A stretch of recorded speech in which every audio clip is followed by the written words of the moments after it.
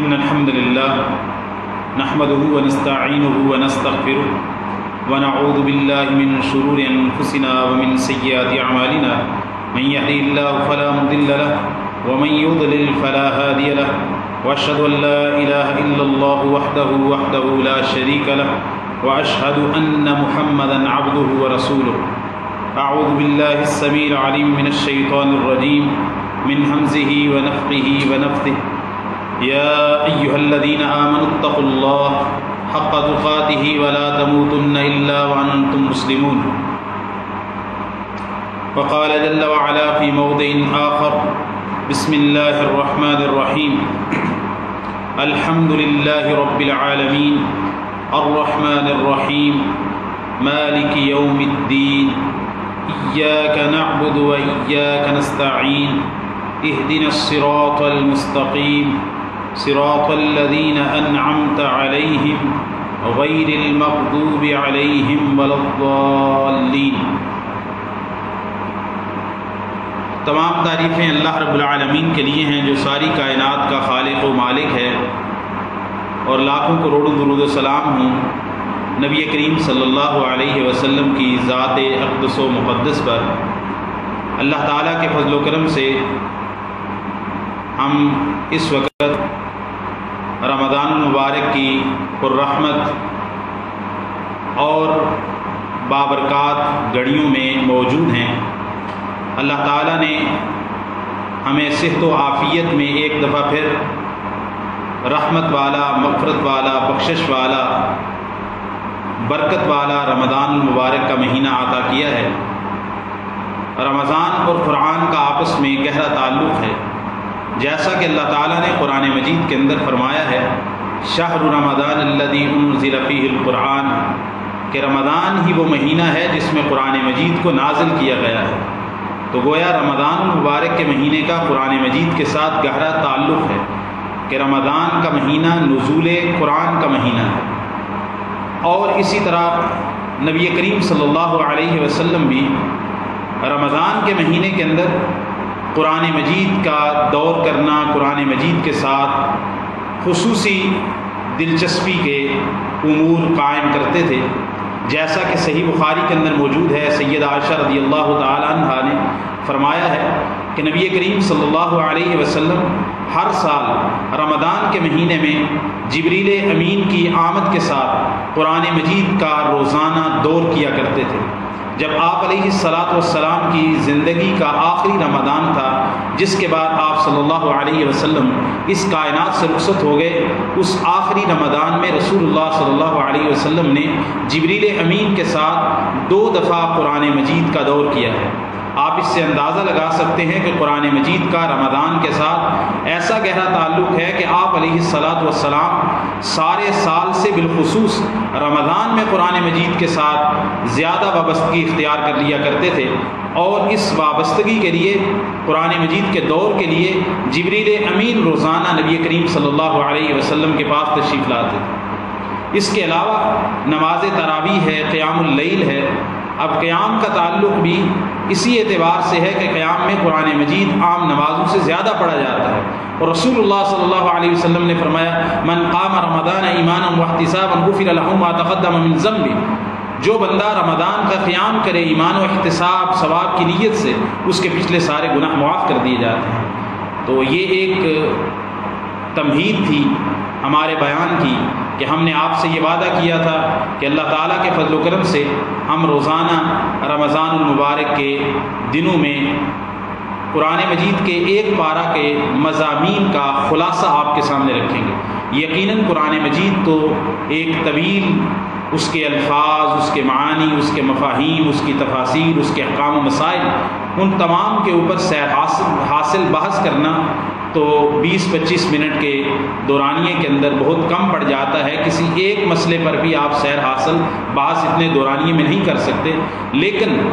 وہ افراد جو قرآن مجید کو رمضان کے ساتھ سمجھنا چاہتے ہیں، تراویح میں قرآن مجید سنتے ہیں، تو ان کی آسانی کے لیے اور ان کے افادہ عامہ کے لیے ہم یہ کرنے جا رہے ہیں کہ قرآن مجید کا جو ایک پارہ تراویح کے اندر پڑھا جاتا ہے، اس پارے کے اندر جو اہم مضامین بیان ہوئے ہوتے ہیں اس کی طرف ہم اشارہ کر دیں. تو سب سے پہلے قرآن مجید کی ابتدا ہو رہی ہے مصحف کی سورہ الفاتحہ سے۔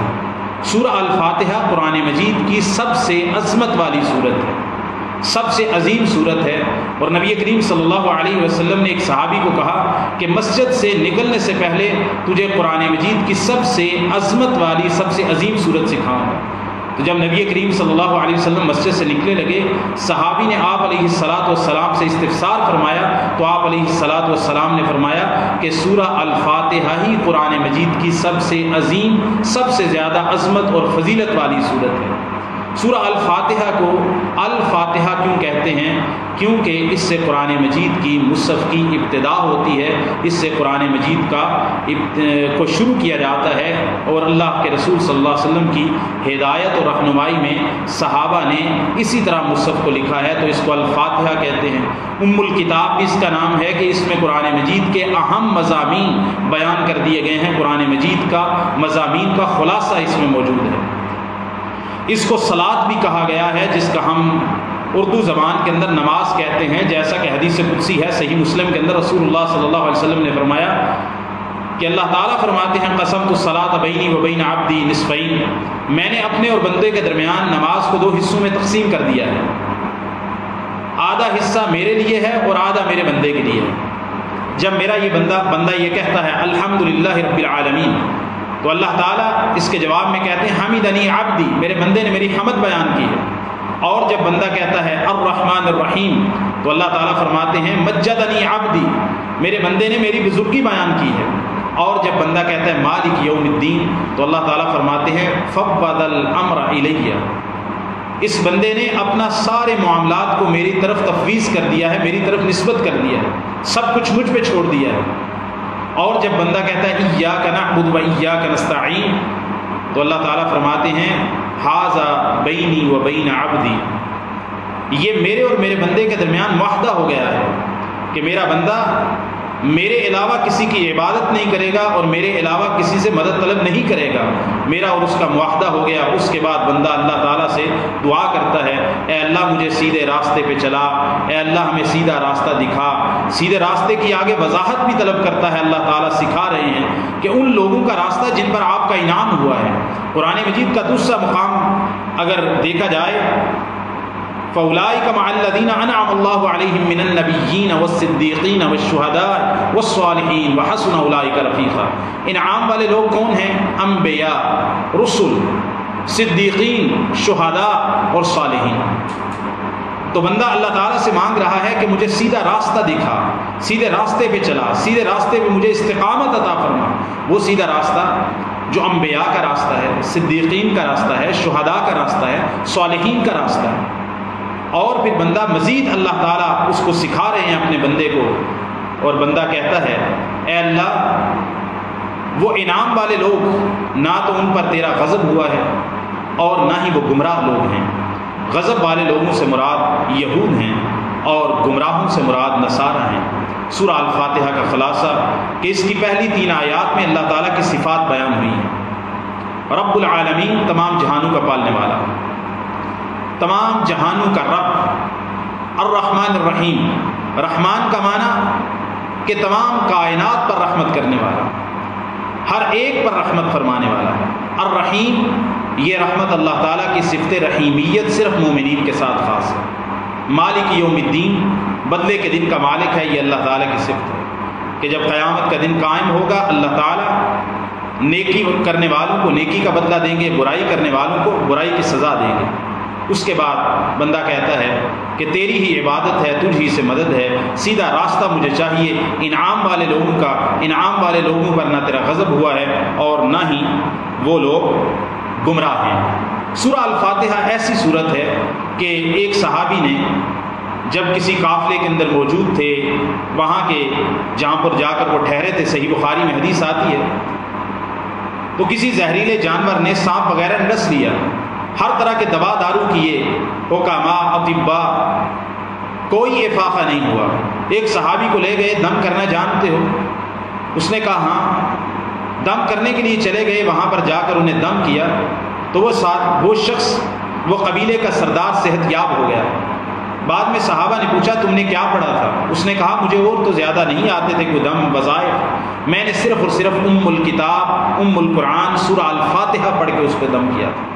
جب واپس مدینہ طیبہ تشریف لائے تو نبی کریم صلی اللہ علیہ وسلم کے سامنے جب یہ قصہ یہ واقعہ بیان کیا گیا تو نبی کریم صلی اللہ علیہ وسلم نے اپنے اس صحابی سے کہا تم نے کیا پڑھا؟ اس نے کہا میں نے سورہ الفاتحہ پڑھ کے دم کیا۔ تو رسول اللہ صلی اللہ علیہ وسلم نے فرمایا اے میرے صحابی تجھے کس نے بتایا ہے انہا رقیہ، کہ یہ تو بہت بڑا دم ہے اور یہ بڑا عظیم دم ہے۔ یہ سورہ الفاتحہ کے کچھ فضائل ہیں، اور سورہ الفاتحہ ایسی صورت ہے کہ جو نماز ہے جس کو اللہ تعالیٰ نے نماز قرار دیا ہے، اور سورہ الفاتحہ ہی وہ صورت ہے کہ جس کے بغیر رسول اللہ صلی اللہ علیہ وسلم نے فرمایا کوئی نماز نہیں ہوتی۔ اس کے بعد سورہ البقرہ ہے۔ سورہ البقرہ قرآن مجید کی سب سے طویل صورت ہے اور اس میں سب سے زیادہ احکام و مسائل بیان ہوئے ہیں۔ بسم اللہ الرحمن الرحیم، الف لام میم، حروف مقطعات ہیں، ان کا معنی اللہ تعالیٰ ہی جانتے ہیں، اللہ تعالیٰ نے اس کا معنی ہمیں نہیں بتایا رسول اللہ صلی اللہ علیہ وسلم کے ذریعے۔ سورہ البقرہ کی ابتدا میں اللہ تعالیٰ قرآن مجید کے حقانیت، قرآن مجید کے سچا ہونے اور قرآن مجید کے اندر کسی قسم کا کوئی شک و شبہ نہیں ہے، اس بات کو رفع فرماتے ہیں ذالک الکتاب لا ریب فیہ، اس میں کوئی شک نہیں ہے۔ دوسری بات یہ ہدایت دینے والی کتاب ہے، یہ سکھاتی ہے، یہ ہدایت دیتی ہے، یہ سیدھے راستے کی طرف لے کر جاتی ہے، اور گویا کہ قرآن مجید کا مقصد ہدایت دینا ہے، رہنمائی کرنا ہے، لیکن ہر شخص قرآن مجید سے رہنمائی حاصل کرنے کی صلاحیت نہیں رکھتا۔ یہ نقص قرآن مجید کی ذات میں نہیں ہے، بلکہ اگر کسی کو قرآن مجید نے ہدایت نہیں دی یا کسی کو قرآن مجید پڑھنے یا سننے یا سیکھنے کے باوجود وہ سمجھتا ہے کہ مجھے قرآن مجید سے کوئی ہدایت نصیب نہیں ہوئی، تو وہ نقص اس شخص کے اندر ہے۔ مثال جیسا کہ بارش برستی ہے، اللہ تعالیٰ نے قرآن مجید کے اندر بھی مثال دی ہے کہ جیسا کہ آسمان سے طاہر پاک اور پانی نازل ہوتا ہے بالکل صاف شفاف، لیکن اگر وہ پانی ایک زرخیز زمین پہ پڑتا ہے تو اس سے اناج، انگوریاں، پھل اور دوسرے نباتات اگتے ہیں، کیونکہ زمین کے اندر صلاحیت تھی اس پاک پانی کو جذب کرنے کی اور اس سے انگوریاں اگانے کی۔ تو لیکن اگر چٹیل میدان ہے، بنجر زمین ہے، کھاری زمین ہے، وہاں پر بھی بارش کا پانی نازل ہوتا ہے، لیکن وہاں سے انگوریاں، باغات اور نباتات اور اناج نہیں اگتے۔ کیا اس پانی کا قصور ہے؟ پانی میں نقص ہے؟ بارش کا پانی خراب تھا؟ نہیں، بارش کا پانی بالکل ٹھیک تھا، اصل میں وہ زمین بنجر تھی، کھاری تھی زمین، اس زمین کے اندر وہ صلاحیت نہیں تھی۔ اسی طرح قرآن مجید تو ہدایت کی کتاب ہے، اللہ کا کلام ہے، ہر ایک کو ہدایت دے سکتی ہے، لیکن اس سے ہدایت حاصل کرنے کے لیے جو لوگ اپنے اندر جستجو رکھتے ہوں، جذبہ رکھتے ہوں، وہ لوگ کون ہیں؟ ھدی للمتقین، متقی لوگ۔ اللہ تعالیٰ نے یہاں پر سورہ البقرہ کی ابتدا کے اندر 3 گروہوں کا تذکرہ کیا ہے۔ سب سے پہلے ایمان والا گروہ متقین۔ متقین کے اللہ تعالیٰ نے جو صفات بیان کی ہیں، پہلی صفت ایمان بالغیب، بن دیکھے جو اللہ اور اس کے رسول صلی اللہ علیہ وسلم نے وحی کے ذریعے بتایا، جو اللہ تعالیٰ نے اتار دیا اس پر ایمان لاتے ہیں، بغیر دیکھے ایمان لاتے ہیں۔ جیسا کہ ہم نے اللہ کو نہیں دیکھا، ہمارا اللہ پر ایمان ہے، ہم نے جنت کو نہیں دیکھا، ہمارا ایمان ہے، ہم نے جہنم کو نہیں دیکھا، ہمارا ایمان ہے، ہم نے فرشتوں کو نہیں دیکھا، ہمارا ایمان ہے، آسمانوں سے اوپر کیا ہے، 7 آسمانوں میں کیا رہتا ہے، کون سی مخلوقات ہیں ہمیں نہیں معلوم، لیکن ہم ایمان لاتے ہیں۔ بہت ساری چیزیں جو ہم سے پہلے گزر گئیں، بہت سارے قصے جو قرآن مجید میں بیان ہوئے، انبیاء کے، رسل کے، ان کی اقوام کے، ابتدائی انسانیت کے،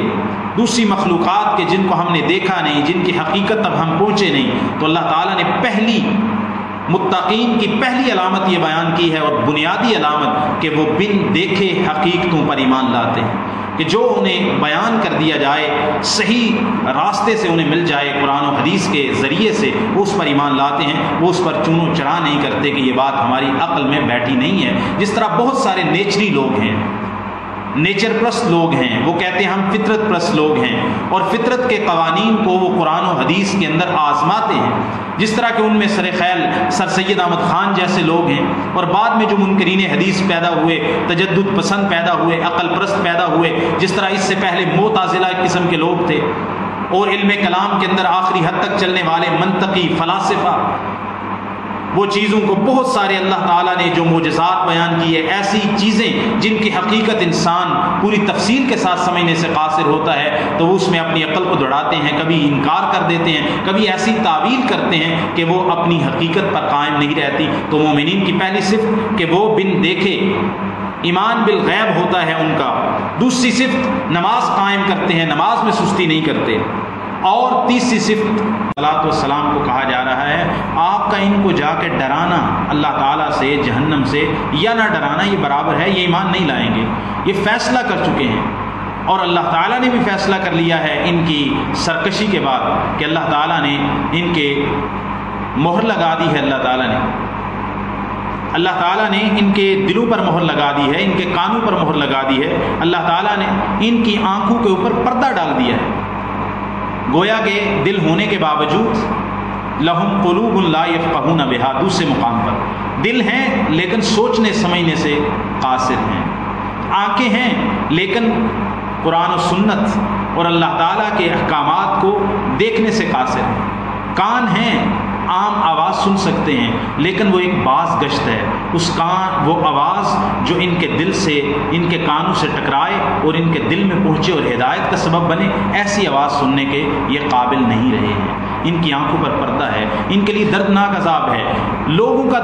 تیسرا گروہ منافقین کا ہے، جو زبان سے کہتے ہیں ہم ایمان لائے، لیکن اللہ پر، آخرت پر زبان سے کہتے ہیں لیکن دل میں کفر چھپا ہوتا ہے، دل میں سرکشی چھپی ہوتی ہے، دل میں بیماری ہے۔ اللہ تعالیٰ فرماتے ہیں کہ یہ لوگوں کو، مومنوں کو، اللہ تعالیٰ کو منہ سے کہہ کے کہ ہم ایمان والے ہیں دھوکہ دینے کی کوشش کرتے ہیں، حقیقت کے اندر یہ اپنے آپ کو دھوکہ دے رہے ہوتے ہیں، لیکن انہیں اس بات کا شعور ہی نہیں ہے۔ یہ اتنے ناقص العقل، ناقص الخرد لوگ ہیں۔ ان کے دلوں میں کفر کی، قرآن و سنت کی دشمنی کی، رسول اللہ صلی اللہ علیہ وسلم کی دشمنی کی ایک بیماری ہے۔ اللہ تعالیٰ نے ان کی بیماری کے اندر ان کو زیادہ کر دیا، ان کی بیماری کو اللہ تعالیٰ نے بڑھا دیا ہے، اور ان کے جھوٹ بولنے کی وجہ سے ان کے لیے دردناک عذاب تیار کر رکھا ہے۔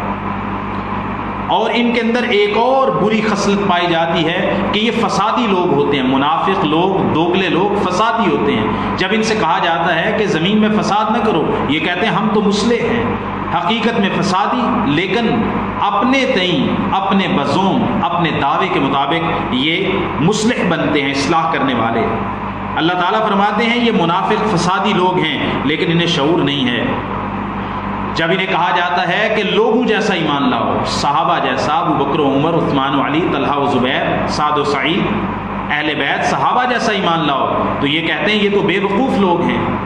جو اپنے دنیا کو بھول گئے، دنیا کے نفع نقصان کو بھول گئے، اپنے مال، جان، اولاد سب کو بھول گئے، گھر بار چھوڑ کے آ گئے، یہ تو بے وقوف ہیں، کیا ہم ان جیسا ایمان لائیں؟ تو اللہ تعالیٰ نے ان کو کہا ہے الا انہم ہم السفہاء ولکن لا یعلمون، یہی بے وقوف ہیں، کیونکہ بے وقوف تو وہ ہے کہ جو اپنی آخرت کو بھول جائے۔ دنیا کی زندگی تو 4 روزہ ہے، یہ ختم ہو جائے گی، تو یہ دنیا کی زندگی کو بنا کے سمجھ رہے ہیں کہ ہم سیانے لوگ ہیں، حقیقت کے اندر یہ بے وقوف ہیں کیونکہ یہ اپنی آخرت تباہ کر رہے ہیں۔ یہ جب مومنوں کے پاس جاتے ہیں تو کہتے ہیں ہم ایمان والے ہیں، لیکن اپنے کافروں، شیاطین اور اپنے سرداروں کے پاس جاتے ہیں تو کہتے ہیں ہم تمہارے ساتھ ہیں، مومنوں کے ساتھ تو ہم استہزاء ٹھٹا کرتے ہیں۔ تو ان کو کہہ دو کہ اللہ تعالیٰ بھی تمہارے ساتھ ٹھٹا کرتے ہیں، اللہ تعالیٰ بھی تمہارے ساتھ استہزاء کرتے ہیں، اور یہ نہ سمجھنا کہ تم بچ جاؤ گے، اللہ تعالیٰ نے تمہیں ڈھیل دی ہوئی ہے، سرکش گرداں پھرتے رہو۔ یہ وہ لوگ ہیں جنہوں نے اتنا گھاٹے کا سودا کیا ہے کہ انہوں نے دنیا کی زندگی کو خریدا ہے آخرت کے بدلے میں، اور یہ ہدایت بھی نہیں پا سکے۔ 2 مثالیں اللہ تعالیٰ نے منافقین کی بیان کی ہیں۔ پہلی مثال تو ان کی یہ ہے، ایسے شخص کی طرح ہے کہ جو اندھیرے کے اندر تھا، اس نے راستہ دیکھنے کے لیے چراغ جلایا، آگ جلائی، جب آگ کا آلاؤ روشن ہو گیا، چراغ روشن ہو گیا تو یہ نابینا ہو گیا، راستہ معلوم نہیں تھا، اندھیرا تھا۔ اب وہ اندھیرا کون سا تھا؟ کفر کا، گمراہی کا، کفر کا راستہ تھا۔ نبی کریم صلی اللہ علیہ وسلم تشریف لائے، یہ آپ کی طرف لپکے، الاؤ روشن ہوا، شمع ہدایت روشن ہوئی، راستہ نظر آنے لگا، تو ان کی ہٹ درمی کی وجہ سے یہ نابینا ہو گئے۔ پہلے راستہ نہیں سجائی دیتا تھا، جب نور روشن ہوا تو اب ان کی آنکھیں نبینا ہو گئی ہیں، یہ راستہ دیکھ نہیں سکتے۔ دوسری مثال ان کی اس طرح ہے کہ جیسے یہ ان لوگوں کی طرح ہیں جو نبی کریم صلی اللہ علیہ وسلم اور صحابہ کا ساتھ دیتے ہیں، لیکن جب کوئی مشکل آن پڑتی ہے تو پھر یہ بھاگ جاتے ہیں، بزدلی دکھاتے ہیں، گویا کہ یہ ڈرنے والے ہیں، یہ بزدل ہیں۔ جب کوئی فائدہ نظر آئے تو مومنوں کے ساتھ، جب کوئی مشکل، کوئی تنگی، کوئی آزمائش، کوئی امتحان آئے تو وہ چھوڑ کے بھاگ جاتے ہیں۔ آگے اللہ تعالیٰ نے فرمایا ہے، اے لوگو اس رب کی عبادت کرو جس نے تمہیں پیدا کیا اور تم سے پہلے لوگوں کو پیدا کیا تاکہ تم پرہیزگار بن جاؤ۔ پھر اللہ تعالیٰ نے فرمایا، وہ اللہ جس نے آسمان سے تمہارے لیے پانی نازل کیا ہے، جس نے زمین کو تمہارے لیے بچھونا بنایا ہے اور زمین سے تمہارے لیے باغات اور پھل نکالے ہیں، اللہ تعالیٰ کے ساتھ کسی کو شریک نہ ٹھہراؤ۔ قرآن مجید کی بنیادی دعوت توحید کی دعوت ہے، اور یہاں پر بھی اللہ تعالیٰ اپنی ربوبیت اور اپنے خالق ہونے کی اللہ تعالیٰ صفت کو استعمال کر کے کہہ رہے ہیں کہ عبادت اس کی کرو جس نے پیدا کیا ہے، جو پیدا نہیں کر سکتا، خود پیدا کیا گیا ہے، اس کی عبادت نہ کرو۔ پھر اللہ تعالیٰ چیلنج دے رہے ہیں قرآن مجید کے حوالے سے شک کرنے والوں کو کہ جاؤ قرآن مجید جیسی ایک صورت لے کے آ جاؤ، فَأْتُوا بِسُورَةٍ مِّن مِّثْلِهِ، ایک صورت لے کے آ جاؤ، اور جتنے بھی اپنے مددگار بلانا چاہتے ہو، بڑے بڑے اصیل عرب بلانا چاہتے ہو، بڑے بڑے شعراء، ادباء، جو بھی آپ کے استاد پیر ہوں، سب کو بلا لو، قرآن مجید جیسی ایک صورت لے آؤ۔ اللہ تعالیٰ فرماتے ہیں فَإِن لَّمْ تَفْعَلُوا وَلَن تَفْعَلُوا، تم ہرگز ایسا کر ہی نہیں سکو گے۔ تو پھر اگر تم قرآن مجید کا مقابلہ نہیں کر سکتے، اس جیسی صورت نہیں لا جا سکتے، اس جیسی آیت نہیں لا سکتے، تو پھر مان کیوں نہیں لیتے کہ قرآن مجید اللہ تعالیٰ کی طرف سے ہے؟ پھر اس آگ سے ڈر جاؤ جس کا ایندھن لوگ اور پتھر ہیں۔ اس کے بعد اللہ تعالیٰ نے جو مضمون بیان کیا ہے، مومن لوگوں کو، ایمان والے لوگوں کو اللہ تعالیٰ نے جنت کی بشارتیں دی ہیں، جنت کے باغات کی بشارتیں دی ہیں۔ پھر اللہ تعالیٰ نے فرمایا ہے سورہ نمبر 26 کے اندر کہ دیکھو اللہ تعالیٰ تمہیں سمجھانے کے لیے، تمہاری عقل کے تقریب کے لیے، تقریب للاذہان کے لیے اللہ تعالیٰ مثالیں بیان کرتے ہیں، چاہے مچھر کی مثال ہو، چاہے مکھی کی مثال ہو، یہ اللہ تعالیٰ سمجھانے کے لیے مثال بیان کرتے ہیں۔ تو اس کا ٹھٹھا کرنے یا مذاق اڑانے یا یہ کہنے کی کہ اس طرح کی مثالیں بیان کرنے کی کیا ضرورت تھی؟ یہ مثالیں ایمان والے لوگوں کو ہدایت دیتی ہیں اور انہیں ایمان میں اور پکا کر دیتی ہیں، لیکن جو باغی اور طاغی اور نافرمان لوگ ہوتے ہیں وہ اس کا ٹھٹھا کرتے رہ جاتے ہیں اور وہ ان مثالوں سے بھی گمراہ ہو جاتے ہیں۔ اس کے بعد اللہ تعالیٰ نے خلافت آدم کا تذکرہ کیا ہے۔ یہ پہلے پارے کا بنیادی مضامین میں سے ایک مضمون یہ بھی ہے کہ اللہ تعالیٰ نے فرشتوں سے کہا اذ قال ربک للملائکۃ انی جاعل فی الارض خلیفہ، کہ جب کہا تمہارے رب نے فرشتوں سے کہ میں زمین میں ایک جانشین، ایک خلیفہ بنانے والا ہوں، تو فرشتوں نے کہا آپ اس کو پیدا کریں گے جو فساد کرے گا، خون بہائے گا، اور ہم آپ کی حمد کرتے ہیں، آپ کی تسبیح کرتے ہیں۔ اللہ تعالیٰ نے فرمایا جو میں جانتا ہوں، جن حکمتوں کو میں جانتا ہوں ان کو تم نہیں جانتے، جن چیزوں سے میں باخبر ہوں تم ان سے باخبر نہیں ہو، تمہارے پاس علم غیب نہیں ہے۔ اللہ تعالیٰ نے آدم علیہ السلام کو تمام اشیاء کے نام سکھا دیے، پھر فرشتوں پر پیش کیا تو فرشتوں سے کہا بتاؤ ان چیزوں کے نام، انہوں نے کہا ہم نہیں جانتے، آپ تو پاک ہیں، ہمارے پاس اتنا ہی علم ہے جو آپ نے دیا ہے۔ اس سے بھی یہ بات معلوم ہوتی ہے کہ فرشتوں جیسی مقدس ہستیاں بھی اللہ تعالیٰ کے بتائے بغیر کوئی چیز جان نہیں سکتی ہیں۔ پھر اللہ تعالیٰ نے آدم علیہ السلام کو کہا آپ بتاؤ، آدم علیہ السلام نے وہ نام بتا دیے۔ پھر آدم علیہ السلام کی علم کی برتری کی وجہ سے آدم علیہ السلام کو مقام ملا، تو اللہ تعالیٰ نے فرشتوں کو حکم دیا کہ آپ آدم کو سجدہ کرو، تعظیمی سجدہ کرو۔ تمام فرشتے آدم علیہ السلام کو تعظیمی سجدہ کرنے کے لیے جھک گئے الا ابلیس، سوائے ابلیس کے، ابا واستکبر وکان من الکافرین، اس نے انکار کر دیا، تکبر کیا، اللہ کا حکم ماننے سے انکار کر دیا اور وہ کافروں میں سے ہو گیا۔ اور پھر اللہ تعالیٰ نے سیدنا آدم علیہ السلام اور ان کی بیوی حوا علیہ السلام کو کہا کہ آپ جنت میں رہیں اور موج کریں، جہاں چاہتے ہیں کھائیں پئیں جنت کے باغات میں سے، سوائے اس درخت کے کہ اس کے قریب نہیں جانا، اگر آپ اس کے قریب گئے تو یقیناً آپ ظالموں میں سے ہو جائیں گے۔ شیطان نے، ابلیس نے ان کو بہلا دیا، پھسلا دیا اور وہ جنت سے نکال دیے گئے۔ اللہ تعالیٰ نے فرمایا زمین ہی اب تمہارا اور تمہاری اولاد کا ٹھکانہ ٹھہرے گی۔ پھر اللہ تعالیٰ نے آدم علیہ السلام کو کلمات سکھائے، اور وہ کلمات یہ ہیں، دوسری جگہ پر قرآن مجید میں بیان ہوئے ہیں، ربنا ظلمنا انفسنا وان لم تغفر لنا وترحمنا، پھر توبہ قبول ہوئی، اور پھر اللہ تعالیٰ نے فرما دیا کہ اب تمہاری اولاد کا ٹھکانہ قیامت تک کے لیے زمین کو بنا دیا گیا ہے، تمہارے پاس میری طرف سے ہدایات آئیں گی آسمانی، فإما یأتینکم منی ھدی فمن تبع ھدای فلا خوف علیہم ولا ھم یحزنون۔ ہمیں زمین پر اتارا آدم علیہ السلام کو اور ان کی اولاد کو، ساتھ ہی اللہ تعالیٰ نے یہ پیغام دے دیا، یہ بیان دے دیا، یہ بات بتا دی کہ تمہارے پاس ہدایت رب کی طرف سے آئے گی۔ اس سے ایک بات معلوم ہوتی ہے، ہدایت صرف وہ ہوتی ہے جو اللہ تعالیٰ کی طرف سے آئے، ہدایت آسمانی ہوتی ہے، زمین کے اندر ہدایت کا کوئی تصور نہیں ہو سکتا۔ میری طرف سے ہدایت آئے گی، وہ ہدایت کی جو پیروی کرے گا نہ انہیں کوئی خوف ہوگا نہ حزن ہوگا، اور جنہوں نے ہماری آیات کو جھٹلایا یہ آگ والے ہیں اور یہ آگ میں ہمیشہ رہیں گے۔ اس کے بعد اللہ تعالیٰ سورہ البقرہ کی آیت نمبر 40 میں بنی اسرائیل کے ساتھ پہلا خطاب ذکر کیا گیا ہے۔ اللہ تعالیٰ نے فرمایا اے بنی اسرائیل، اے اسرائیل کے بیٹو، یاد کرو میری اس نعمت کو جو میں نے تم پر کی، میرے عہد کو پورا کرو، میں تمہارے عہد کو پورا کروں گا، اور مجھ ہی سے ڈرو، اور جو میں نے نازل کیا، قرآن مجید کی طرف اشارہ ہے، وَآمِنُوا بِمَا أَنزَلْتُ مُصَدِّقًا لِمَا مَعَكُمْ، اور تم ایمان لاؤ اس کتاب پر جو میں نے نازل کی ہے، اور وہ کتاب تمہارے پاس جو کچھ ہے توریت و انجیل میں سے اس کی تصدیق کرتی ہے، اس کے مضامین توحید، عقیدہ آخرت اور کئی چیزیں جو وہاں پر بھی بیان ہوئی ہیں یہاں قرآن مجید میں بھی آپ کو ملتی ہیں، تو سمجھنے میں مشکل نہیں ہے۔ جو تمہاری کتابوں کی تصدیق کرنے والی ہے اس پر تم ایمان لاؤ، اور تمہیں تو سب سے پہلے ایمان لانا چاہیے، اور تم سب سے پہلے اس کے کافر بنے جا رہے ہو، اور تم میری آیات کو کم قیمت میں مت بیچو یا خریدو۔ اس کا معنی کیا ہے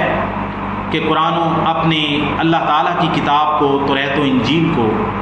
توریت کی بات ہو رہی ہے چونکہ یہود ہیں، اس کو کم قیمت میں بیچنے کا یا خریدنے کا معنی یہ ہے کہ آپ لوگ غلط مسائل بتا کے، اپنے غلط فتوے دے کے، اپنی توریت سے، اللہ کی کتاب سے غلط مسائل اخذ کر کے دنیا پانے کے لیے ایسا کام نہ کرو۔ تو یہ معنی ہے کہ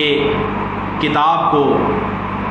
کو کم قیمت کے ساتھ مت خریدو، اور مجھ ہی سے ڈر جاؤ، اور حق کو باطل کے ساتھ خلط مت نہ کرو، اور حق کو مت چھپاؤ، اور تم جانتے بھی ہو کہ حق کیا ہے، نماز قائم کرو، زکوٰۃ ادا کرو، اور رکوع کرنے والوں کے ساتھ رکوع کرو، یعنی باجماعت نماز پڑھو۔ اور ایک خصلت تم میں یہ بھی پائی جاتی ہے، بنی اسرائیل کو کہا رہا ہے اتأمرون الناس بالبر وتنسون انفسکم، لوگوں کو نیکی کا حکم دیتے ہو اور اپنے آپ کو بھول جاتے ہو، اور تم کتاب کی تلاوت بھی کرتے ہو، کیا تمہیں عقل نہیں ہے، سمجھتے نہیں ہو؟ اللہ تعالیٰ نے فرمایا اگر مدد حاصل کرنی ہو، مشکل پڑ جائے تو صبر کے ساتھ اور نماز کے ساتھ اللہ تعالیٰ سے مدد طلب کرو۔ یہ بہت بڑی چیز ہے، یعنی نماز اور صبر بہت بڑی چیز ہے، سوائے ڈرنے والوں کے جو یقین رکھتے ہیں اللہ تعالیٰ سے ملاقات کرنے کی کہ بے شک وہ اسی کی طرف لوٹ کر جانے والے ہیں۔ دوسرا خطاب اللہ تعالیٰ بنی اسرائیل سے فرماتے ہیں یا بنی اسرائیل اذکروا نعمتی التی انعمت علیکم، کیا اسرائیل کے بیٹو یاد کرو میری اس نعمت کو جو میں نے تم پر کی، اور میں نے تمہیں تمام جہانوں پہ فضیلت دی، اور اس دن سے ڈر جاؤ جس دن کوئی جان دوسری جان کے قائم نہیں آئے گی، جس دن کوئی بھی بدلہ قبول نہیں کیا جائے گا، نہ کوئی شفاعت قبول کی جائے گی اور نہ ہی مدد کی جائے گی۔ اور یاد کرو اس وقت کو جب ہم نے تمہیں فرعون سے نجات دی، وہ تمہیں بڑی سخت سزائیں دیتا تھا، اذیتیں دیتا تھا، سب سے بڑی اذیت کہ تمہارے بیٹوں کو ذبح کروا دیتا تھا، تمہارے بیٹوں کو مروا دیتا تھا، مار دیتا تھا، اور تمہاری عورتوں کو زندہ رکھتا تھا جو اس کی لونڈیاں غلام بن جاتی۔ تمہارے لیے اس میں بڑی آزمائش تھی۔ اور اس وقت کو بھی یاد کرو، ہماری اس نعمت کو، جب ہم نے سمندر کو پھاڑ دیا، دریا کو پھاڑ دیا تمہارے لیے، راستے بنا دیے تمہارے لیے، اور تمہیں فرعون سے نجات دی۔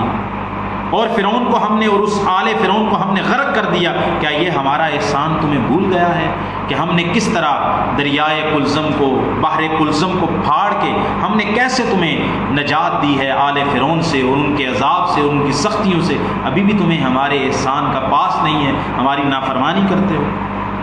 اس کے بعد اللہ تعالیٰ نے موسیٰ علیہ السلام کو جو 40 راتوں کا وعدہ دیا تھا طور پر آنے کا، اس کے بعد پیچھے ہارون علیہ السلام کو چھوڑا، لیکن قوم پیچھے بچڑے کو معبود بنا بیٹھی، اس کا تذکرہ ہے تم نے اپنی جانوں پر ظلم کر دیا لیکن ہم نے پھر بھی معاف کیا۔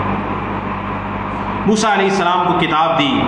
موسیٰ علیہ السلام نے اپنی قوم سے واپس آ کے کہا تم نے بچڑے کو معبود بنا کے اپنی جانوں پہ ظلم کیا ہے، اپنے مالک و خالق سے توبہ کرو اور اپنے آپ کو قتل کرو ایک دوسرے کو، یہ تمہارے لیے بہتر ہے۔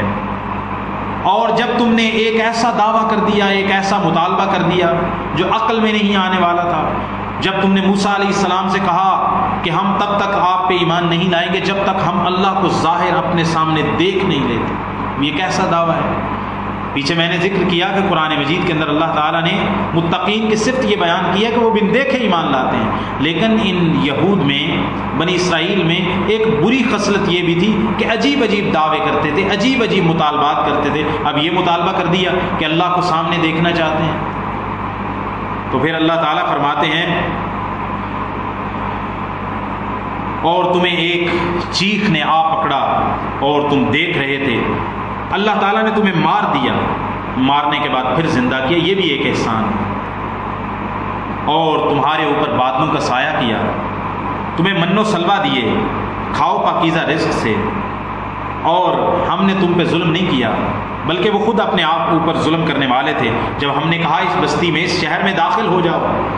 اور اللہ کا ذکر کرتے ہوئے داخل ہو، اپنے گناہوں کی بخشش مانگتے ہوئے، خطۃ، اللہ ہمارے گناہ معاف فرما دے، وقولوا حطۃ، ہمارے گناہ معاف فرما دے، لیکن یہ کہنے لگے حنطۃ حنطۃ، ہمیں گندم چاہیے، ہمیں روٹی چاہیے، ہمیں اناج چاہیے۔ انہوں نے قول کو بدل دیا۔ اللہ تعالیٰ نے موسیٰ علیہ السلام نے، آگے ایک اور ذکر ہے آیت نمبر 60 میں، کہ موسیٰ علیہ السلام کی قوم جب وادی طی میں پہنچی، پیاس لگی، صحرا تھا، لک و دک صحرا، گرمی کی شدت، پیاس نے جب ان کو نڈھال کیا تو موسیٰ علیہ السلام نے اللہ تعالیٰ سے وَإِذِ اسْتَسْقَىٰ مُوسَىٰ لِقَوْمِهِ، موسیٰ علیہ السلام نے اپنی قوم کے لیے اللہ تعالیٰ سے پانی طلب کیا، تو ہم نے کہا اب یہ معجزہ ہے جناب موسیٰ علیہ السلام کا، ہم نے کہا اپنے عصے کو، آپ اپنی لاٹھی کو پتھر پہ ماریں، 12 چشمے پھوٹے، 12 قبیلے تھے بنی اسرائیل کے، ہر ایک نے اپنے چشمے کو پہچان لیا۔ اللہ تعالیٰ نے فرمایا اللہ کے رزق میں سے پیو اور زمین میں فساد نہ کرو۔ ہم نے تمہیں من و سلوہ دیے لیکن تم نے کہا کہ ہم ایک ہی کھانے پر صبر نہیں کر سکتے، ہمیں تو کیکڑی چاہیے، ہمیں تو پیاز چاہیے، ہمیں تو لہسن چاہیے، ہمیں تو دوسرے سبزیاں چاہیے، اور تم نے ایک بہترین اور پاکیزہ رزق کو چھوڑ کے ایک حقیر رزق کا مطالبہ کیا، دال اور اس طرح کی چیزوں کا۔ ایک جرم ان کا یہ بھی تھا کہ اللہ تعالیٰ نے ان کی ناشکری کی وجہ سے وَضُرِبَتْ عَلَيْهِمُ الذِّلَّةُ وَالْمَسْكَنَةُ، ان پر مسکنت، ذلت مسلط کر دی گئی۔ جرم ان کے بہت زیادہ تھے، ایک ناشکری کرنا، ناجائز مطالبے کرنا، وَيَقْتُلُونَ النَّبِيِّينَ بِغَيْرِ حق، اور یہ ناحق انبیاء کو قتل کرنے جیسا جرم بھی یہودیوں کے اندر پایا جاتا۔ اللہ تعالیٰ فرماتے ہیں ہم نے میثاق لیا، طور پہاڑ کو ان کے اوپر کھڑا کیا، طور پہاڑ کو اوپر کھڑا کر کے ان سے میثاق لیا، پختہ عہد دیا۔ کیا تھا؟ کہ جو ہم نے تمہیں دیا ہے توریت سے، صحیف موسیٰ، صحف موسیٰ سے، اس کو مضبوطی سے پکڑو گے، عمل کرو گے۔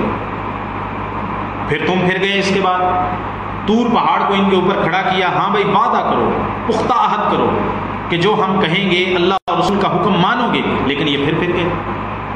انہوں نے پھر اعراض کر دیا، پھر ہٹ درمی ان سے باز نہیں آئے۔ اس کے بعد اللہ تعالیٰ نے جب ان کو بار بار مواقع دیے، بار بار معاف کیا، اللہ نے ان کو ہر موقع پر معاف کیا۔ جب اللہ تعالیٰ کی نافرمانیوں سے باز نہیں آئے تو اللہ تعالیٰ نے فرمایا اب ان کے ساتھ ایک معاملہ آیا کہ ہفتے کے دن کہا آپ نے شکار نہیں کرنا، تجارت نہیں کرنی، ذریعہ معاش ہفتے کے دن اختیار نہیں کرنا، لیکن انہوں نے ہفتے کے دن بھی زیادتی کی، نافرمانی کی اور اللہ تعالیٰ کی بغاوت کی، تو پھر یہاں پر اللہ تعالیٰ کا غیظ و غضب اپنے انتہا کو پہنچا تو اللہ تعالیٰ نے فرمایا کونوا قردۃ خاسئین، ذلیل بندر بن جاؤ، خنزیر بن جاؤ۔ اللہ تعالیٰ نے ان کی شکلیں بگاڑ کے رکھ دی۔ اس کے بعد گائے کے ذبح کرنے کا معاملہ آتا ہے، جس کی وجہ سے اس سورت کا نام سورہ البقرہ ہے۔ گائے کو ذبح کرنے کا حکم کیوں دیا؟ آگے ایک قصہ آ رہا ہے، اکثر مفسرین نے اس کے ساتھ جوڑا ہے، حالانکہ اس کا اس کے ساتھ کوئی تعلق نہیں بنتا کہ وہ بندہ مر گیا تو اس بندے کے قتل کا پتہ کرنے کے لیے گائے کو ذبح کرنے کا حکم دیا گیا۔ یہ علیحدہ سے بات ہے، وہ علیحدہ سے مسئلہ ہے۔ بہرحال چونکہ ان بچڑے کو معبود بنایا تھا، گائے کو معبود بنایا تھا، تو ان کے دلوں کے اندر بچڑے کی محبت جاتی نہیں تھی، تو اللہ تعالیٰ نے ان کے دلوں سے اس بچڑے کی محبت کو ختم کرنے کے لیے فرمایا کہ گائے ذبح کرو۔ اب یہ تو گائے کو معبود بنا چکے تھے، ابھی تک دلوں کے اندر وہ ٹیڑھ پن باقی تھا، دلوں کے اندر وہ کچی باقی تھی، تو اللہ تعالیٰ نے فرمایا گائے ذبح کرو۔ انہوں نے کہا آپ تو مذاق کرتے ہیں۔ موسیٰ علیہ السلام نے فرمایا میں اللہ کا رسول ہوں، میں کیسے مذاق کر سکتا ہوں، اللہ کا حکم ہے۔ انہوں نے کہا پھر بتائیے گائے کی تفصیل کیا ہے؟ اللہ تعالیٰ نے فرمایا کہ وہ گائے بالکل جوان ہونی چاہیے، توانا ہونی چاہیے، نہ تو لاغر بوڑھی ہو اور نہ بالکل بچی ہو۔ اب یہ کام کر لو۔ انہوں نے کہا نہیں اور وضاحت کرو، رنگ کیسا ہونا چاہیے؟ فرمایا زرد رنگ کی ہو اور بالکل بہت گہرے زرد رنگ کی ہو، اور دیکھنے والے کو اس کا رنگ بہت بھاتا ہو، بہت خوبصورت اور گہرے زرد رنگ کی ہونی چاہیے۔ انہوں نے کہا ابھی بھی مشابہت باقی ہے، ہمارا اشکال ختم نہیں ہوا، آپ اللہ سے دعا کریں مزید وضاحت ہو۔ تو اللہ تعالیٰ نے فرمایا وہ گائے بالکل صحیح سلامت ہونی چاہیے، نہ تو وہ پانی کھینچنے کے لیے استعمال ہو اور نہ وہ زمین پر ہل چلانے کے لیے استعمال ہوتی ہو، بالکل صحیح سلامت گائے ہونی چاہیے۔ پھر جب ان کا کوئی اشکال باقی نہ رہا، پھر انہوں نے گائے کو ذبح کیا، اور اگرچہ یہ فذبحوها وما كادوا يفعلون، پھر ذبح کرنا ہی پڑا چاہتے نہ چاہتے، لیکن کرنے والے نہیں تھے۔ آگے پھر بندے کے مرنے کا قصہ آ رہا ہے، ایک بندہ قتل ہو گیا، اس کا قاتل نہیں مل رہا تھا، تو اللہ تعالیٰ نے فرمایا کہ اس کا ایک حصہ، اسی جو کہ قرآن مجید کی تفسیر سے معلوم ہوتا ہے کہ اس میت کا، اس جان کا ایک ٹکڑا دوسرے ٹکڑے کے ساتھ مارو تو اللہ تعالیٰ وہ بتا دے گا۔ تو اسی طرح اللہ تعالیٰ نے اس کو زندہ کیا اور اس نے اپنے قاتل کا پتہ بتا دیا۔ پھر ان کے دل سخت ہو گئے، ایسے سخت ہو گئے پتھروں سے بھی زیادہ سخت ہو گئے۔ اللہ تعالیٰ نے ان کا پھر یہ تذکرہ کیا ہے۔ اس کے بعد اللہ تعالیٰ نے یہودیوں کی، بنی اسرائیل کی ایک خامی یہ بھی بیان کی ہے کہ ان کے اندر ایک بری خصلت یہ بھی تھی کہ یہ کتاب اللہ میں، توریت کے اندر کتاب اللہ میں یحرفون الکلم عن مواضعہ، یہ تحریف کرتے تھے، معنی بدل دیتے تھے، الفاظ بدل دیتے تھے۔ ایک آیت کو کہیں اٹھا کے رکھ دیا، دوسری آیت کو کہیں اٹھا کے رکھ دیا، یا تو الفاظ بدل دیتے تھے یا ان کے معنی بدل دیتے تھے یا مفاہیم بدل دیتے تھے۔ یہ تحریف کتاب اللہ کے بھی مجرم ہیں۔ اس کے بعد ان کے دعوے دیکھیے، انہوں نے کہا وقالوا لن تمسنا النار الا ایاما معدودات، الا ایاما معدودہ۔ انہوں نے کہا پہلی تو بات ہے ہم جہنم میں جائیں گے نہیں، ہم اللہ کے بڑے لاڈلے ہیں، اگر چلے بھی گئے تو چند گنتی کے دنوں کے لیے۔ یہ ان کا دعویٰ ہے، اپنے آپ کو لاڈلے سمجھتے تھے، اللہ کے چہیتے سمجھتے تھے۔ اللہ تعالیٰ نے فرمایا قل اتخذتم عند اللہ کیا تم نے اللہ تعالیٰ سے کوئی عہد لے رکھا ہے کہ اللہ تمہیں جہنم میں نہیں ڈالیں گے، یا اگر ڈالا بھی چند دنوں کے لیے ڈالیں گے؟ اگر تو ایسی بات تو اللہ تعالیٰ وعدے کی خلاف ورزی نہیں کریں گے، یا پھر تم اللہ تعالیٰ کے اوپر ایسا بہتان باندھتے ہو جس کا تمہیں علم ہی نہیں ہے کہ ہم جہنم میں نہیں جائیں گے، چلے بھی گئے تو چند دنوں کے لیے، اور اللہ تعالیٰ سے تمہارا کوئی عہد بھی نہیں ہے اس حوالے سے۔ اللہ تعالیٰ فرماتے ہیں ایسا ہرگز نہیں ہے، جو بھی برائی کرے گا اور برائی کے اندر لت پت ہو چکا ہوگا تو ایسے شخص جہنم میں ہی جائیں گے، چاہے یہودی ہی ہوں چاہے نصرانی ہی ہوں۔ اور اس کے بعد اللہ تعالیٰ نے میثاق لیا ہے بنی اسرائیل سے، ایک اور میثاق لیا ہے کہ تم اللہ کے علاوہ غیر کسی کی عبادت نہیں کرو گے، والدین کے ساتھ احسان کرو گے، قریبی رشتہ داروں اور یتیموں اور مساکین کے ساتھ احسان کرو گے، اور لوگوں کے لیے اچھائی کی بات کہو گے، نماز قائم کرو گے، زکوٰۃ ادا کرو گے۔ لیکن ایک دفعہ پھر پختہ عہد دینے کے بعد پھر تم پھر گئے، اور تم میں سے بہت تھوڑے تھے جو پھرے نہیں تھے۔ ان کا ایک جرم یہ بھی بیان ہوا ہے کہ موسیٰ علیہ السلام کو اللہ تعالیٰ فرماتے ہیں، آیت نمبر 87 ہے سورہ البقرہ کی، اللہ تعالیٰ فرماتے ہیں ہم نے موسیٰ علیہ السلام کو کتاب دی، اور ان کے بعد ہم نے کئی رسول بھیجے، اور ہم نے عیسیٰ بن مریم کو واضح نشانیاں دی، اور ہم نے اس کو روح القدس یعنی جبریل امین کے ساتھ ان کی مدد کی، تائید کی۔ جب بھی ان کے پاس کوئی رسول آیا جو ان کی خواہشات کے موافق نہیں تھا، انہوں نے تکبر کیا، اور ایک گروہ رسولوں کے ایک گروہ کا انہوں نے انکار کر دیا، تکذیب کی، اور کچھ رسولوں کو تو تم نے قتل ہی کر دیا یہودیوں، یہ بھی ان کا جرم ہے۔ اور جب ان کے پاس جناب محمد رسول اللہ صلی اللہ علیہ وسلم کتاب اللہ قرآن مجید لے کر آئے، اپنی رسالت کا اعلان کیا، تو یہ مدینے کی بات ہے، تو انہوں نے جناب محمد رسول اللہ صلی اللہ علیہ وسلم کی ختم نبوت اور خاتم النبیین صلی اللہ علیہ وسلم کی نبوت کو ماننے سے بھی انکار کر دیا۔ یہ مضمون آیت نمبر 89 میں بیان ہوا ہے۔ اس کے بعد اللہ تعالیٰ فرماتے ہیں کہ ان کا ایک جرم یہ بھی ہے کہ یہ حضرت صلی اللہ علیہ وسلم کی تکذیب تو کر چکے تھے، ایمان تو نہیں لائے تھے جناب محمد رسول اللہ صلی اللہ علیہ وسلم پر، لیکن ایک طرح کے یہ گستاخ بھی تھے، کیونکہ انبیاء کو قتل کرنا، انبیاء کی تکذیب کرنا ان کے باپ داداؤں کے اندر یہ ان کی عادت اور خصلت چلی آ رہی تھی، لہٰذا ان کے لیے کیا مشکل بات تھی کہ اللہ کے رسول صلی اللہ علیہ وسلم کی، تو یہ رسول اللہ صلی اللہ علیہ وسلم کو اس طرح بلاتے تھے راعینا۔ راعینا کا معنی ہے کہ آپ ہمارا خیال رکھیے، آپ ہماری طرف دیکھیے، آپ ہماری بات سنیے، آپ ہماری رعایت رکھیے۔ اب یہ عربی کا لفظ تھا، لیکن جو یہودی تھے، جو ٹیڑے لوگ تھے، یہ اس لفظ کو اپنی زبان کو تھوڑا کھینچ کر اس طرح استعمال کرتے تھے، راعینا۔ اب راعی عربی کے اندر چرواہے کو کہتے ہیں، تو یہ رسول اللہ اس لفظ کو جو راعینا کا لفظ تھا، جو کہ بالکل اس کا معنی اچھا تھا کہ ہماری رعایت رکھیے، ہمارا خیال رکھیے، ہماری طرف نظر کرم کیجیے، یہ معنی تھا، لیکن جو اس کو اپنی زبانوں کو لمبا کر کے کھینچ کر راعینا کے بجائے راعینا کہنے لگ گئے، تو اللہ تعالیٰ نے اب مومنوں کے نے تو اس کو محسوس نہیں کیا، صحابہ نے تو محسوس نہیں کیا، لیکن اللہ تعالیٰ تو دلوں کے بھید جانتا ہے، اللہ تعالیٰ نے فوراً منع کر دیا، لا تقولوا راعینا۔ آج کے بعد آپ نے رسول اللہ صلی اللہ علیہ وسلم کے سامنے راعینا کا لفظ نہیں کہنا، تاکہ کوئی درم انسان، کوئی گستاخ رسول اس کو غلط طریقے سے استعمال نہ کر سکے۔ اچھا، ان کی ایک یہ بھی جرم ہے کہ وقالوا سمعنا وعصینا، جب ان کو کوئی اللہ اور اس کے رسول صلی اللہ علیہ وسلم کا حکم سنایا جاتا تھا، یہ کہتے ہیں ہم نے سن لیا اور نافرمانی کی۔ اس کا بیان ہو رہا ہے کہ یہ لوگ یہودی جو ہیں، یہ دنیا کی زندگی کے بڑے حریص ہیں۔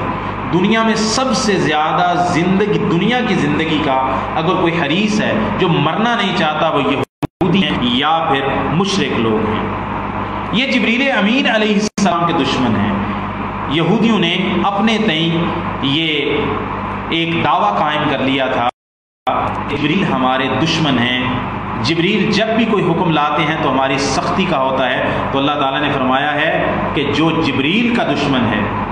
تو جبریل سے دشمنی کرنے کا کیا معنی ہے؟ جبریل تو اللہ کا فرستادہ ہے، وہ تو قاصد ہے، وہ تو پیمبر ہے، وہ اپنی مرضی سے تو کوئی بات نہیں کہتے، مرضی سے تو کوئی حکم لے کے نہیں آتے۔ تمہاری دشمنی جبریل سے نہیں ہے، بلکہ جبریل کو بھیجنے والے اللہ رب العالمین کے ساتھ ہے۔ اور جبریل نے تو اللہ کے حکم سے آپ علیہ الصلاۃ والسلام کے سینے پر قرآن مجید کو نازل کیا ہے، اور یہ قرآن مجید تو اس کی تصدیق کرتا ہے جو رسول اللہ صلی اللہ علیہ وسلم سے پہلے صحیفے، الہام، کتب، توریت و انجیل گزر چکی ہے۔ اللہ تعالیٰ فرماتے ہیں جبریل کا دشمن ہے، فرشتوں کا دشمن ہے، میکائیل کا دشمن ہے، رسولوں کا دشمن ہے۔ فَإِنَّ اللَّهَ عَدُوٌّ لِّلْكَافِرِينَ، جو جبریل، میکائیل، رسول کا دشمن ہے تو اس کو کہہ دیجئے اللہ تعالیٰ ان کافروں کا دشمن ہے۔ جو جبریل سے دشمنی کرے گا، فرشتوں سے دشمنی کرے گا، رسولوں سے دشمنی کرے گا، تو اس کی دشمنی ان افراد سے نہیں ہے، بلکہ اس کی دشمنی براہ راست اللہ رب العالمین کے ساتھ ہے، اور اللہ رب العالمین اس سے دشمنی کا اعلان کر رہے ہیں۔ اس کے بعد جادو کا ذکر ہوتا ہے جی، یہ بھی بڑا مضمون ہے سورہ البقرہ کا، آیت نمبر 102 ہے، اور ساتھ فائدے کے لیے بتا دوں کہ سورہ البقرہ کی آیت نمبر 102 جادو، جنات، سحر، آسیب کے لیے اگر کہیں شکایت ہو اپنے آپ پر، اپنے بچوں پر، کثرت کے ساتھ اس کو پڑھیں تو انشاءاللہ جادو کا اثر ختم ہو جاتا ہے۔ اللہ تعالیٰ نے فرمایا ہے کہ شیاطین نے جو سلیمان علیہ السلام کی حکومت کے اندر، ان کی سلطنت میں شیاطین تھے، وہ جنوں میں سے بھی ہو سکتے ہیں، انسانوں میں سے بھی ہو سکتے ہیں، وہ کوئی اس طرح کے منتر پڑھا کرتے تھے جادو کے۔ تو اللہ تعالیٰ نے فرمایا، لوگوں نے یہ کہا کہ سلیمان علیہ السلام بھی گویا کے جادوگر ہیں، وہ جادو کرتے ہیں، سحر کے ذریعے سارے لوگوں کو انہوں نے اپنے ماتحت کر رکھا ہے۔ تو اللہ تعالیٰ نے فرمایا نہیں، جادو تو کفر ہے، کرنے والا کافر ہے۔ وما کفر سلیمان علیہ السلام نے تو کفر نہیں کیا، وہ تو اللہ کے رسول ہیں، اور جادو کفر ہے۔ کفر تو شیطانوں نے کیا ہے، جادو تو شیطانوں نے کیا ہے، وہ لوگوں کو جادو سکھاتے ہیں۔ اور جو بابل شہر میں ہاروت و ماروت پر اترا، ہاروت اور ماروت دو فرشتے تھے، اللہ تعالیٰ نے آزمائش کے لیے نازل کیے تھے، اور جو بھی ان کے پاس جاتا جادو سیکھنے کے لیے تو وہ آگے سے کہتے کہ ہم آزمائش ہیں، امتحان ہیں، ہم سے جادو نہ سیکھو۔ لیکن اگر وہ شخص اصرار کرتا تو پھر وہ انہیں جادو سکھا دیتے، اور جو وہ جادو سیکھتے تھے اس سے کرتے کیا تھے؟ یفرقون بہ بین المرء وزوجہ، میاں اور بیوی کے درمیان فرق ڈالتے۔ اور آپ جان لیجئے کہ دنیا کے اندر جادو چونکہ ساتھ ہی ایک علامت ہے، تو جادو کا سب سے بڑا اور بنیادی مقصد گھروں کے اندر فساد ڈالنا، اور خاص طور پہ میاں بیوی کے تعلقات کو ختم کرنا۔ لیکن اللہ تعالیٰ فرماتے ہیں ڈرنے کی ضرورت نہیں مومنوں، وما هم بضارین بہ من احد الا باذن اللہ، اللہ تعالیٰ کے حکم کے بغیر وہ کسی کو نقصان نہیں پہنچا سکتا، چاہے کیسا ہی جادو کیوں نہ ہو۔ ساتھ ہی اللہ تعالیٰ نے فرمایا جو لوگ جادو کرتے ہیں، سیکھتے ہیں، سکھاتے ہیں، ان کا آخرت کے اندر کوئی حصہ نہیں ہے، اور جادو کرنے والا کافر ہے، واجب القتل ہے، یہ شریعت کا حکم ہے، اور امت مسلمہ کا اس پر اجماع ہے۔ اس کے بعد ہمارے سامنے یہ مسئلہ آتا ہے، اللہ تعالیٰ نے سورہ البقرہ کی آیت نمبر 108 میں یہ مسئلہ بیان کیا ہے صحابہ کے لیے، اور آج ہمارے لیے بھی ہے۔ کچھ لوگ فضول قسم کے سوال کرتے ہیں، بتائیں جی سیدنا علیہ السلام کی نانی کا نام کیا تھا، موسیٰ علیہ السلام کی دادی کا نام کیا تھا، فلاں کیا مسئلہ تھا۔ اس طرح کے سوال جن کا قرآن و سنت کے ساتھ کوئی تعلق بھی نہیں ہے، بندے کی خیر و بھلائی کے ساتھ اس کا کوئی تعلق نہیں ہے، بندے کی دنیا کی زندگی کے ساتھ کوئی تعلق نہیں ہے، آخرت کی زندگی کے ساتھ کوئی تعلق نہیں ہے، تو اللہ تعالیٰ نے بہرحال فرمایا کیا تم چاہتے ہو ان تسألوا رسولکم کما سئل موسیٰ، جیسا کہ موسیٰ علیہ السلام سے ان کی قوم نے اسی طرح کے فضول سوال کیے، کیا تم بھی رسول اللہ صلی اللہ علیہ وسلم اس طرح کے جو ہے وہ جن کی کوئی ضرورت نہیں ہے جو سوال کرنا چاہتے ہو؟ تو اللہ تعالیٰ نے اس کو منع کیا۔ رسول اللہ صلی اللہ علیہ وسلم نے فرمایا ان اللہ کرہ لکم قیل وقال وکثرت السؤال، بے شک اللہ تعالیٰ نے تمہارے لیے قیل و قال کو دیا ہے کہ بندہ کہے فلاں بات سنی ہے، سنی سنائی باتیں کرے، اور بہت زیادہ سوال کرنا، غیر ضروری سوال کرنا بھی ناپسندیدہ ہے، اور مال کو ضائع کرنا بھی ناپسندیدہ۔ اس کے بعد اللہ تعالیٰ نے بیان کیا ہے مشرق و مغرب اللہ تعالیٰ کے ہیں، اور جس طرف بھی تم منہ کرو گے وہاں پر اللہ تعالیٰ ہی کا چہرہ پاؤ گے۔ یہاں پر قبلے کی طرف اشارہ ہے، لیکن تحویل قبلہ کا معاملہ دوسرے پارے کے اندر بیان ہوگا۔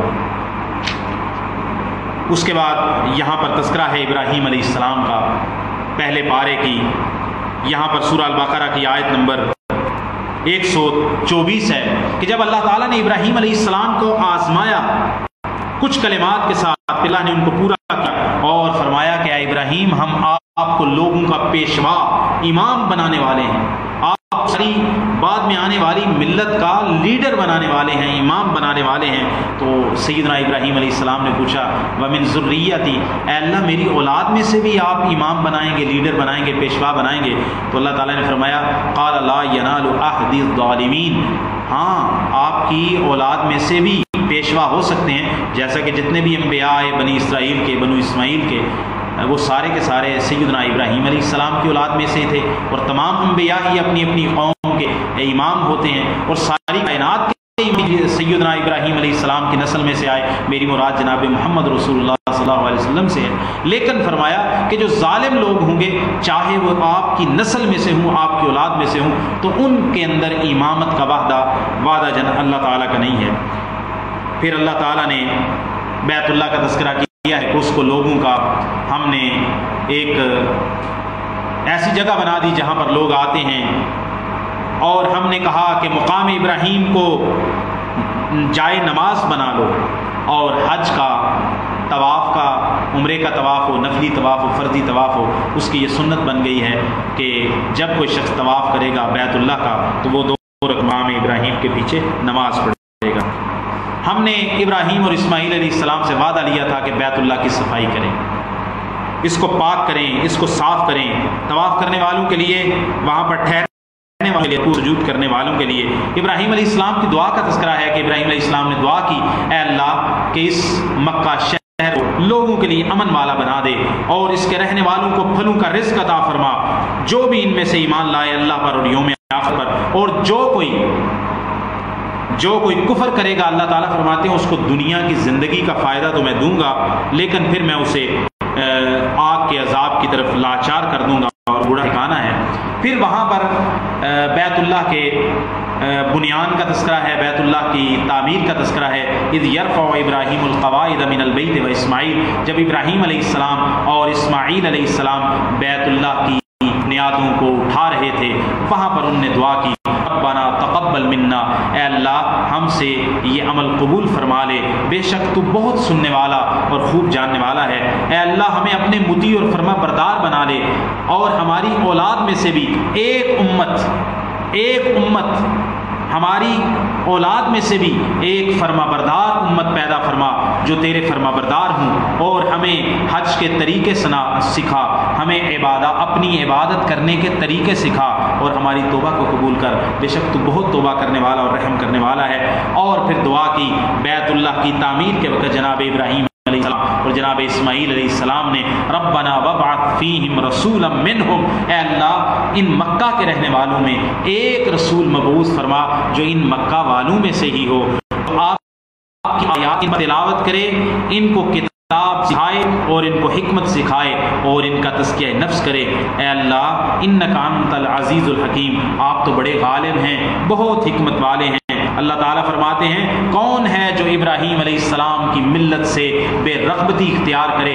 ابراہیم علیہ السلام کی ملت کو وہی چھوڑ سکتا ہے جو بے وقوف انسان ہے، جس کی عقل کام نہیں کرتی۔ با عقل انسان، عقل سلیم والا انسان ابراہیم علیہ السلام کی ملت سے کبھی اعراض نہیں کر سکتا، بے رغبتی نہیں کر سکتا۔ کیوں؟ کیونکہ ابراہیم علیہ السلام کو تو ہم نے پوری دنیا میں چن لیا ہے۔ وَلَقَدِ اسْتَفَيْنَاهُ فِي الدُّنْيَا، ہم نے ابراہیم علیہ السلام کو دنیا میں چن لیا ہے امامت کے لیے، امامت اور حنیفی ملت ابراہیم کا جو امام بنایا ہم نے، ابراہیم علیہ السلام کو ہم نے بعد میں آنے والے لوگوں کا امام پیشوا ہم نے چنا ہے، اور آخرت کے اندر وہ نیکوکار لوگوں میں سے ہوں گے۔ ابراہیم علیہ السلام نے وصیت کا تذکرہ ہے، ابراہیم علیہ السلام نے اپنی اولاد کو وصیت کی ہے۔ کیا وصیت کی ہے؟ ابراہیم علیہ السلام نے وصیت کی ہے، جناب یعقوب نے وصیت کی ہے کہ ان اللہ اصطفیٰ لکم الدین، کہ اللہ تعالیٰ نے تمہارے لیے ایک دین چنا ہے، توحید کا، عقیدہ آخرت کا، سیدھے راستے کا دین، دین اسلام۔ تو تم جب بھی مرنا دین اسلام پر مرنا، اللہ کی برداری پر مرنا، ایسا نہ ہو کہ تم اللہ تعالیٰ کی سرکشی میں ہو، اللہ کی نافرمانی میں ہو تو تمہیں موت آ جائے۔ اور کیا تم اس وقت حاضر تھے کہ جب یعقوب علیہ السلام کے پاس موت کا وقت آیا تو انہوں نے اپنے بیٹوں سے کہا تم میرے بعد کس کی عبادت کرو گے؟ تو انہوں نے کہا ہم تو عبادت کریں گے،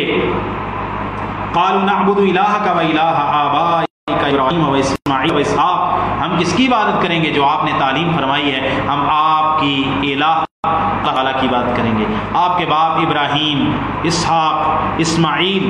ان کی عبادت، ان کے الہ کی عبادت کریں گے۔ ہم عبادت کریں گے آپ کے الہ کی، ہم عبادت کریں گے ابراہیم کے الہ کی، ہم عبادت کریں گے اسحاق کے الہ کی، ہم عبادت کریں گے سیدنا اسماعیل آپ کے باپ دادا کے الہ یعنی اللہ رب العالمین کو چھوڑ کر ہم کسی کی عبادت نہیں کریں گے۔ اللہ تعالیٰ فرماتے ہیں یہ ایک امت ہے جو گزر چکی ہے، جو انہوں نے کمایا وہ ان کے لیے ہے، اور جو تم کماؤ گے تمہارے لیے ہے، تم سے ان کے بارے میں سوال نہیں کیا جائے گا، یہ تو گزر چکے ہیں۔ اس کے بعد انہوں نے کہا کہ یہودی ہو جاؤ، ہدایت پا جاؤ گے، تو اللہ تعالیٰ نے فرمایا ہدایت یہودی اور نصرانی ہونے میں نہیں، بلکہ ملت ابراہیم کو تھام لینے کے اندر جو ہے وہ ہدایت ہے۔ ابراہیم علیہ السلام تو مشرک نہیں تھے، اور آپ کہہ دیجئے ہم ایمان لائے اللہ پر، اور جو نازل کیا گیا ہماری طرف، اور جو نازل کیا گیا ابراہیم، اسماعیل، اسحاق، یعقوب اور ان کے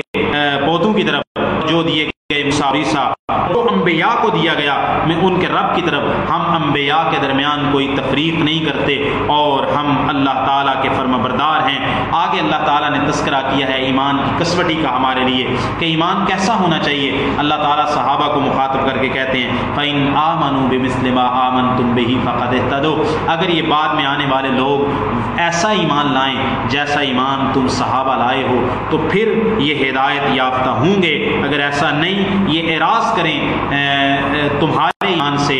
صحابہ کے ایمان سے، ان کے منہج سے، جو اعراض کرے گا تو پھر یہ کھلی مخالفت کے اندر ہے، ان کی مخالفت اللہ اور اس کے رسول کے ساتھ ہے۔ اللہ تمہیں کافی ہو جائے گا ان کے شرور سے، اور وہ سننے والا ہے اور جاننے والا ہے۔ یہ دنیا کے رنگ کیا ہیں، اپنے اوپر رنگ چڑھانا ہے تو اللہ کا رنگ چڑھاؤ، اللہ کی عبادت کا، اللہ کے تقوی کا، اللہ کی فرمانبرداری کا۔ اللہ تعالیٰ سے بہتر رنگ کسی کا نہیں ہو سکتا، اور اسی کی ہم عبادت کرنے والے ہیں۔ اس کے بعد یہ سلسلہ ختم ہو جا رہا ہے۔ اللہ تعالیٰ نے پھر تذکرہ کیا ہے کہ کیا تم کہتے ہو کہ بے شک ابراہیم، اسماعیل، اسحاق، یعقوب اور ان کے پوتے جو تھے وہ یہودی اور نصرانی تھے، یہ تمہارا دعویٰ ہے، کیا تم زیادہ جانتے ہو یا اللہ زیادہ جانتا ہے؟ ومن اظلم ممن کتم شہادۃ عنده، اس سے زیادہ ظالم کون ہے کہ جس کے پاس انجیل کی صورت میں اللہ تعالیٰ کی گواہی آ چکی ہو اور وہ اس کو چھپا لے۔ وَمَا اللَّهُ بِغَافِلٍ عَمَّا تَعْمَلُونَ، اللہ تعالیٰ اس سے غافل نہیں ہے جو تم عمل کرتے ہو۔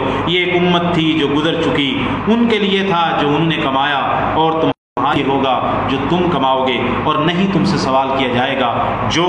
وہ کرتے رہے ہیں۔ یہ پہلے پارے کا کچھ خلاصہ تھا جو ہم نے بیان کیا ہے۔ اللہ تعالیٰ ہمیں قرآن مجید سے محبت عطا فرمائے، اور جو ہم نے بیان کیا اللہ تعالیٰ ہمیں اس پر عمل کرنے کی توفیق عطا فرمائے، اور اللہ تعالیٰ ہمیں مزید توفیق عطا فرمائے کہ ہم قرآن مجید کو سمجھیں، پڑھیں اور اس کا خلاصہ بیان کریں تاکہ لوگوں کے لیے فائدے کا سبب بنے۔ وما توفیقی الا باللہ، سبحان ربک رب العزۃ عما یصفون۔